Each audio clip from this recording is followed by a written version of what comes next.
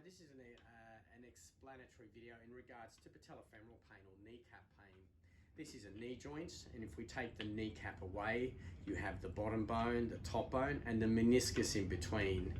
The kneecap sits at the front of the knee, like so, and it's the quadricep that attaches onto it, and it's what allows us to squat and bend the knee.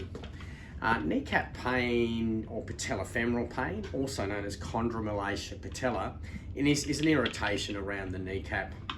And often the textbooks will talk about, when you look at my leg, tightness on the outside there's an ITB sheath that attaches onto the side of the kneecap and can sometimes pull the kneecap across, or you can oftentimes hear people saying you have poor glute control.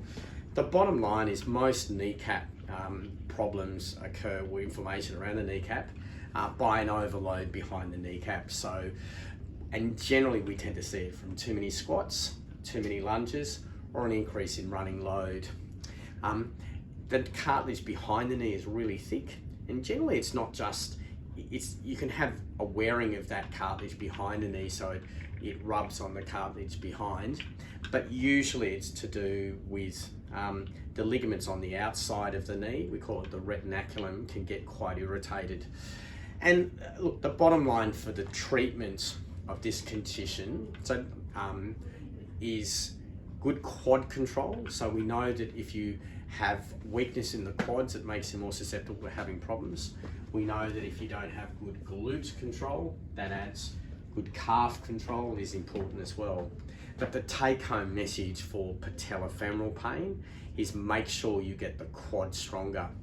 And traditionally, a lot of physios and trainers will strengthen the quad by doing lots of lunges and squats, and we find that that actually puts too much pressure behind the kneecap. So we find it much easier to do high load, small range movements with the knee, and that's using a leg press from 0 to 30 degrees and no further.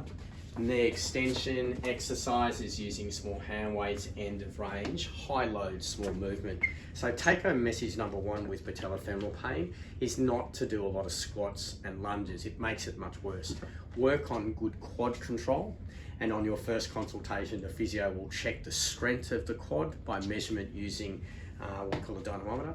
And we need to make sure that we have a baseline of strength and build the strength up in the quad. And in 90% of cases with people with patellofemoral pain, they lack quad control, quad strength.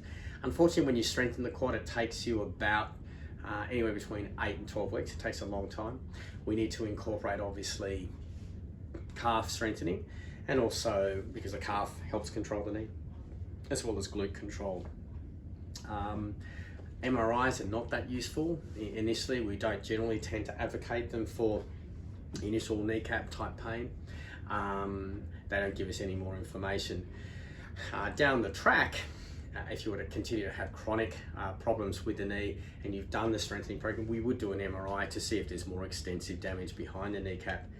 Rarely, physiotherapy is very effective at treating patellofemoral pain. Rarely do patients have to go and have MRIs, and they make it, and they find that we can produce an improvement in pain and solve the problem in 70 to 80% of cases. We're quite confident with our treatment with this. How effective is taping the kneecap with people with kneecap pain? The problem with taping is to try and get it to stay on when you sweat. So even when I worked with elite netball teams, and we would use patellofemoral taping, Jenny McConnell taping, we found that the very best, even if we glued it up, would only last for 15 minutes. So we don't use taping a lot. We might use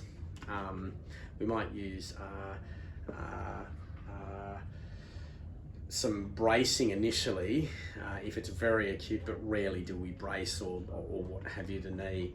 Good strengthening. So the take-home message for patellofemoral pain is a good strengthening program.